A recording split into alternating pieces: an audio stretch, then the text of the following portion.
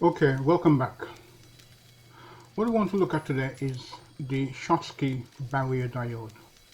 Now, you will need to do some additional research for yourselves so that you understand. You'll need to also draw out some of the diagrams that you will find on my channel and also on the internet. So make sure that you draw them out and you become familiar with the information provided. Now, you will need this to aid you in regards to City and Guilds and BTEC. Now, some of you will do City and Guilds, some of you will do BTEC, but remember that the information and the knowledge is the same. Okay, it's just that one is more theoretical and one is more practical. Okay, but the application is still the same. Now, the Schottky barrier diode. A Schottky barrier diode or hot carrier diode is a rectifying metal to semiconductor junction diode. Okay. Now, what all that's trying to tell you is that this type of diode operates in a different manner, and it's hot carrier. Now, it tends to rectify from one form or another. Now we know what rectification is to convert AC to DC or DC to AC, etc. It's just the manner in which that is done. Okay.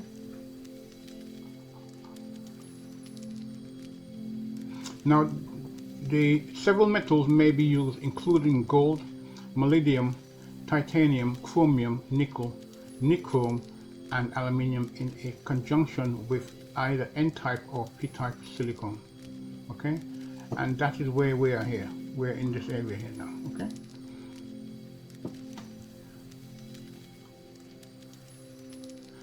Now, since mobility of electrons is greater than that of holes, N-type silicon is nearly always used as the semiconductor since it ensures better high frequency performance. And we are now in this area here. Okay, that's what I've just read.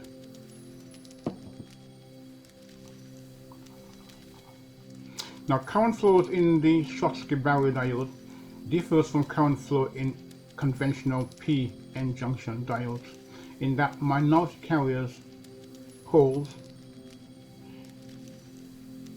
in n-type semiconductors do not take any part in the process. And this is where we are here now. Okay.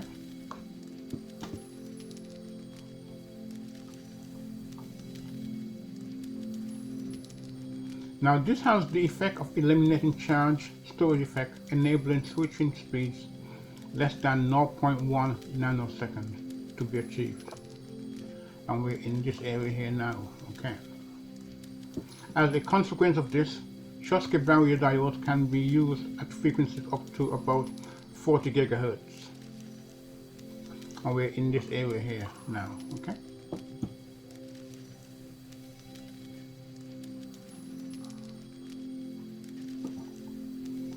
Now, the electron flow results from the property of solids under the influence of a strong electric field to emit electrons. The electrons have energies which are normally associated with electrons which leave a hot body, and valves would be, for an example, valves which was used previously in electronics. Hence the name hot carrier diode. Okay. And this is the area we're now in. I've just read. Okay.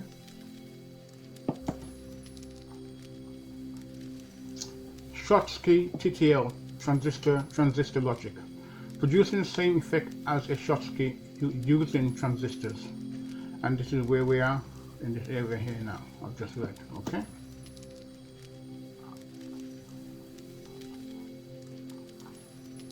Now, low power Ttl, the series 54L/74L uses the same circuitry as the standard series, but all the values are increased in order to minimize the internal power dissipation. Schottky Ttl, for many applications, the typical 9 nanosecond propagation delay time of the standard Ttl gate is too high, and so a higher speed version has been introduced. And this is where I've just read, and this is where I've just finished reading too, okay? Cool, you can read this for yourself, you don't need me to be reading this out to you as such. But I do just the same, because it enables you to understand for yourself what we are trying to do, okay? The alternative known as Schottky Ttl series 54S/74S uses the Schottky transistors as shown in figure 3.18. Excess base current is diverted from the base of the transistor by the Schottky diode, which clamps the base collector potential to 0.4 volts. Base collector potential.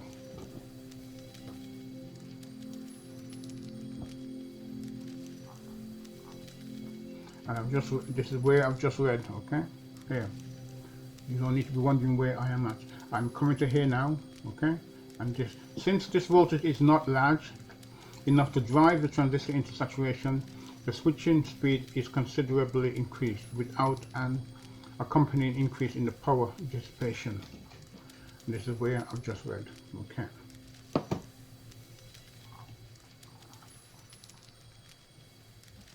Now, difference between the NAND circuit of figure 3.18 and standard gate of figure 3.11, other than the use of Schottky transistors, are that resistor R3 is replaced by transistor T4, and resistor R3 and R5 and D1 is replaced by the Darlington connected transistor T5 and T3 to increase the speed of operation. And this is where I'm talking about here at the moment, okay?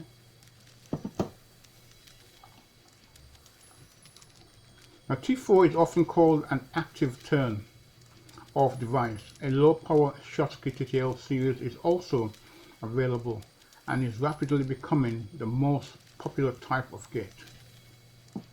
And that is the way I've just read here. That's where we are, okay? The 54LS family /74LS series is faster than the standard series, and it also dissipates less power, but it is slower than the 54S/74S series. For a NAND gate, for example, the different performance is achieved by, by using a diode input circuit as shown in figure 3.19. Excuse me, sorry. And that is where we are, I've just read, okay?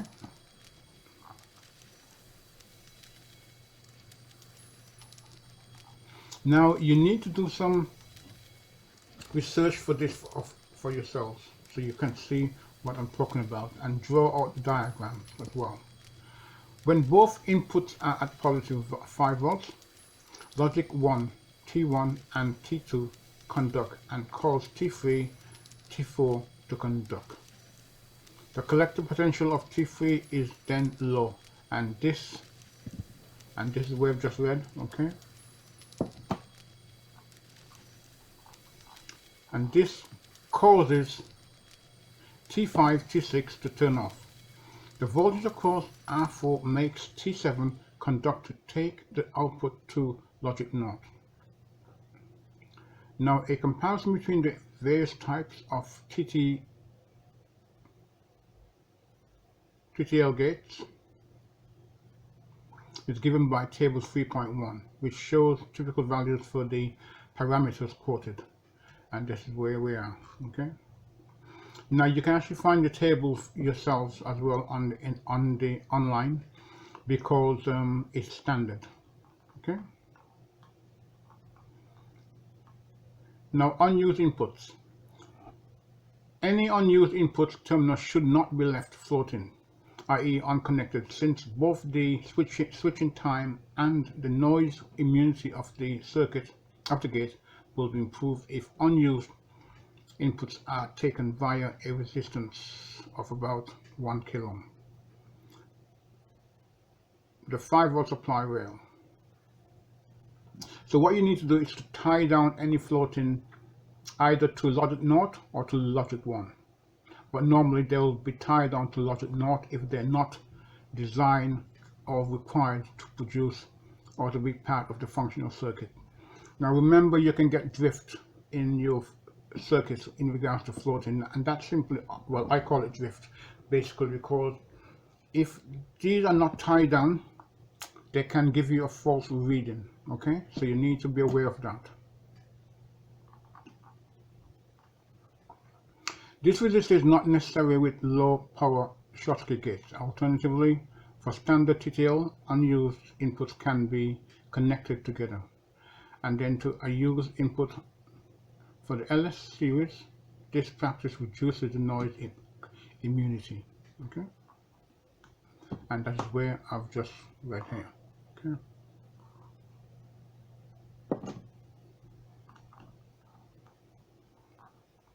Schottky diode technology and structure. Although it may appear a rather straightforward form of component when compared to other, Schottky diode technology has so much to offer.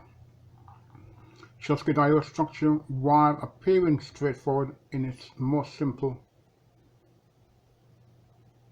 version, is still able to offer performance that no other form of diode can provide.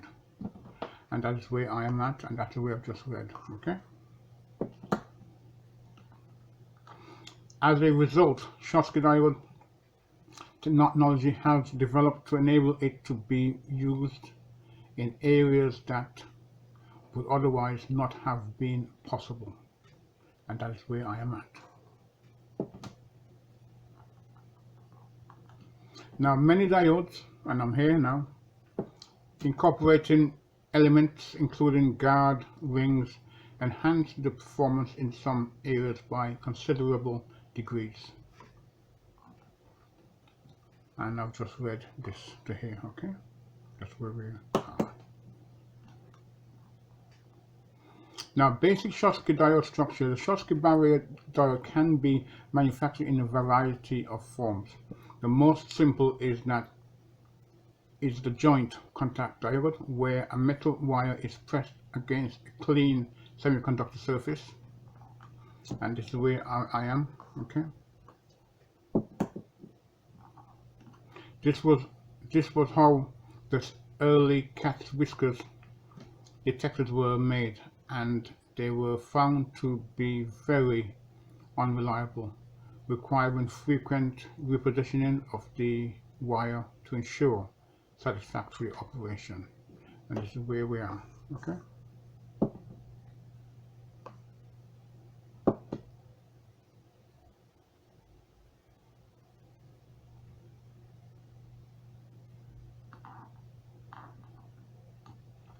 In fact, the diode that is formed may either be a Schottky barrier diode or a standard PN junction, dependent upon the way in which the wire and semiconductor meet and the resulting forming process.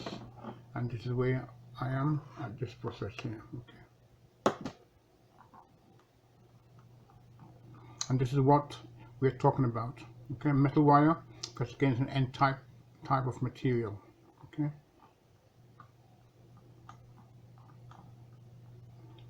Point contact Schottky diode structure. Although some diodes still use this very simple format, any diode requiring a long-term reliability needs to be fabricated in a more reliable way. This is where we are. Okay. Vacuum deposited Schottky diode structure. Although point contact diodes were manufactured many years later, these diodes were also unreliable, and they were subsequently replaced by a fabrication technique in which metal was vacuum deposited. Okay, and that is where we are, and this is what we're saying here. And this is what the process became. Okay, so we moved from this stage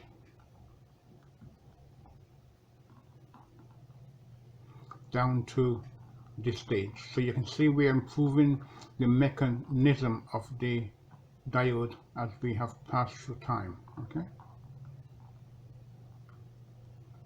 The polyethylene metal Schottky barrier diode structure. This format was for a Schottky diode is very basic and is more diagrammatic than actually practical. Okay, and this is where I am talking about now here. Okay.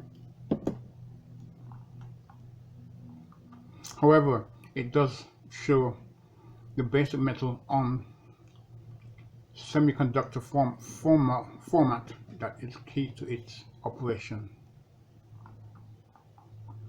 Schottky diode structure with guard rings. One of the problems with the simple deposited metal diode is that breakdown effects are noticed around the edge of the metallized area. This arises from the high electric fields that are present around the edge of the plate. Leakage effects are also noticed, and this is where we are. Okay. To overcome these problems, a guard ring of P plus semiconductor fabricated using a diffusion process is used along with an oxide layer around the edge. That's where I'm talking about now here. Okay. That's where we're at. In some instances, metallic silicides, and if you don't know what this word is, in metallic silicides, go and look it up on the internet. It actually gives you a wider definition than I'm willing to put on here. Okay, may be used in place of the metal. Now, the guard ring in this form of Schottky diode structure operates by driving this region into avalanche breakdown. Now again, I've talked about avalanche breakdown in one of the presentations I've made previously on my channel. So look back at that for yourselves. They're all linking. Before the Schottky junction, just to recap, the guard ring in this form of Schottky diode structure operates by driving this region into avalanche breakdown before the Schottky junction is damaged by large levels of reverse current flow during transient events. Okay, and that's what I'm talking about here at this moment. Okay, that's where I'm at. That's where I've stopped. Okay, that's our text there. Then here, this is showing you now what it actually looks like. Okay, how we have made the changes and it has become more sophisticated. Let me just go in so you can get it in the thing. Okay.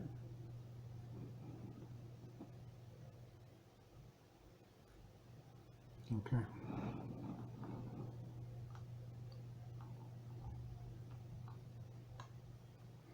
Now here I've just given you here now what it looks like now, basically, as to changes which has happened and carried on, and it's always showing you is the guard ring as well, substrate.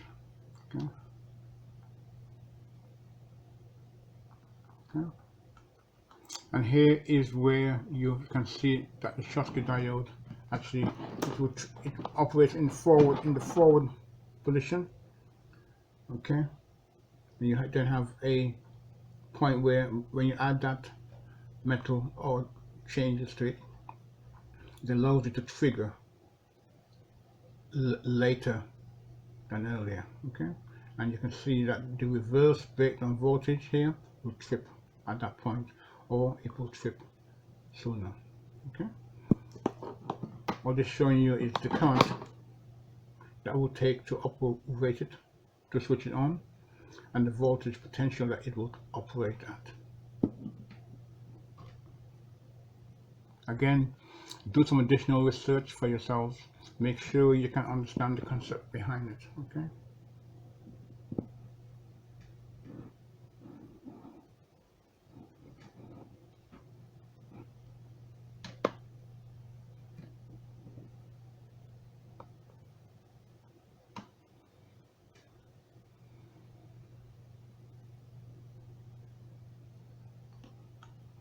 Okay.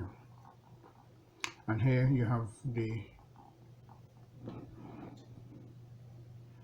diagram showing you how the metal parts are formulated: metal, semiconductor material, ohmic contact, etc. Okay. And that's what it would look like in real life.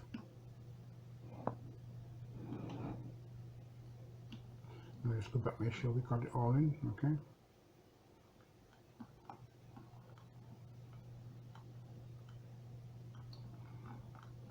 Now I've brought in a bit of extra here, open collector output. This is, you can read this for yourself. You don't need me to read this to you. Okay. And I've just taken this from the internet as an addition to what I've done already. Okay. Here it tells you how it operates. Here it tells you the sequence of operation in regards to each transistor. Okay. And this is the circuit that I'm talking about. Okay. So let me just go through it slowly so you can see it for yourselves.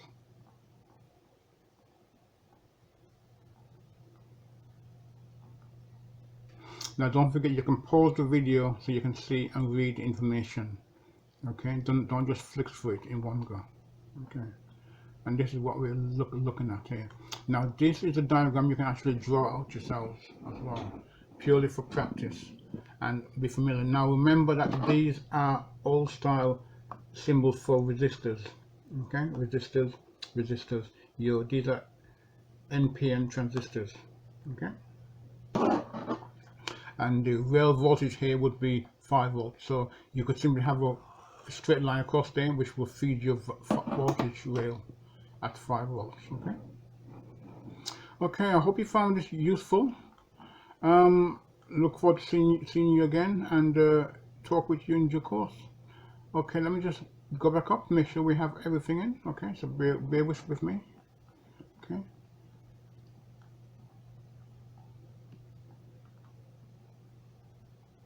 Okay, just going back up and recapping over it just to make sure I've got everything in, because sometimes nothing more annoying than when you try to run the video and you suddenly find out there was a piece missing from it or you didn't get everything in.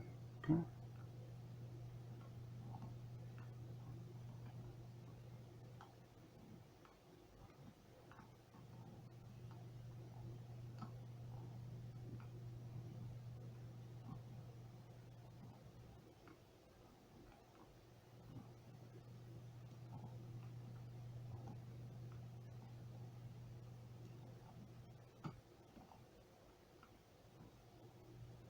Okay, I think that's it. We're coming to it now. Okay. So yes, I think we are. Okay. Good. Excellent. Thank you. Okay. Have a good day. Bye bye.